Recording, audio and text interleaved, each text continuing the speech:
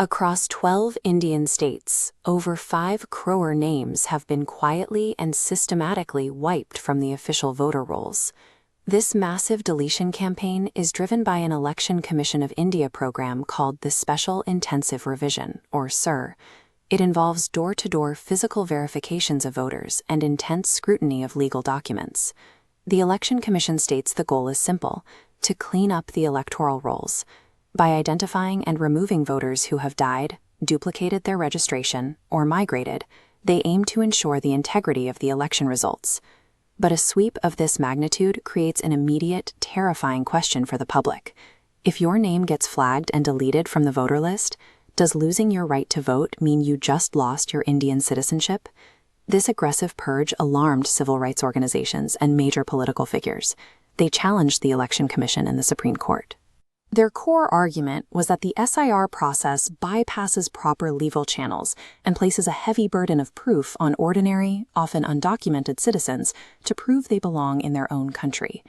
After reviewing the petitions, a Supreme Court bench led by Chief Justice Surya Kant delivered a highly anticipated verdict. The Election Commission won. The court ruled that the Special Intensive Revision is a valid and constitutional exercise of the Commission's authority. In its reasoning, the bench stated that this intense revision process is designed to secure the mandate of free and fair elections, rather than subvert democracy. For critics, this ruling cements a harsh reality. The state now has an officially validated, legally protected mandate to aggressively purge names from the nation's voter lists. To understand why this ruling caused immediate panic, we have to look at the larger context. Many feared this newly validated power was a backdoor way to execute a national register of citizens, stripping minorities and the poor of their nationality. To prevent panic, the court created a firewall. The Election Commission controls the electoral roll. The union government controls national citizenship. The ECI removes names from voter lists, but cannot strip citizenship. Aadhaar proves identity, not voting eligibility. True citizenship requires a separate legal determination. By drawing this distinction, the court established that a deleted voter ID is merely an electoral decision. It is not an automatic deportation order. But what actually happens when the Election Commission encounters a voter they suspect is a non-citizen? The court laid out specific, practical instructions. The Commission cannot unilaterally declare someone an illegal immigrant.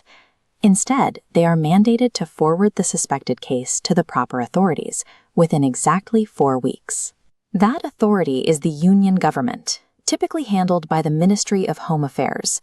They alone can legally assess a person's nationality. The court also ordered that any flagged voter must receive an official notice and a proper hearing to prove their citizenship before any upcoming elections take place. On paper, this is a clear legal process. But we have to ask, is a strict 4-week bureaucratic window practically enough time to protect a rural, undocumented citizen from losing their voice? Following the verdict, political analysts immediately pushed back, calling the ruling a dark day for democracy. Their primary concern is that the Supreme Court has effectively outsourced a fundamental democratic right to a slow, overburdened bureaucracy. This timeline tracks the logistical loophole critics warn about. A citizen files an appeal, triggering a slow administrative process, but right in the middle is an immovable deadline, Election Day. If pending on election morning, the citizen is barred, their vote is permanently lost. Political figures point to this exact flaw. They argue the required forms, hearings, and endless delays are an impossible hurdle for the working poor. While the Supreme Court's legal shield theoretically protects a citizen's passport, the bureaucratic trap of the appeals process practically fails to protect their ballot. The Election Commission now operates with the highest legal green light. The Special Intensive Revision purges are actively rolling out in major states like Uttar Pradesh, Gujarat, and Rajasthan. For now, the Supreme Court has guaranteed that your national citizenship remains legally insulated from the Election Commission's red pen. But your ability to actually step into a polling booth and cast a ballot is under intense scrutiny. In this legal landscape, protecting your democratic voice requires constant vigilance over your own paperwork. Check your local voter rolls, know your status, and subscribe for continuous updates to ensure you never lose your right to be heard.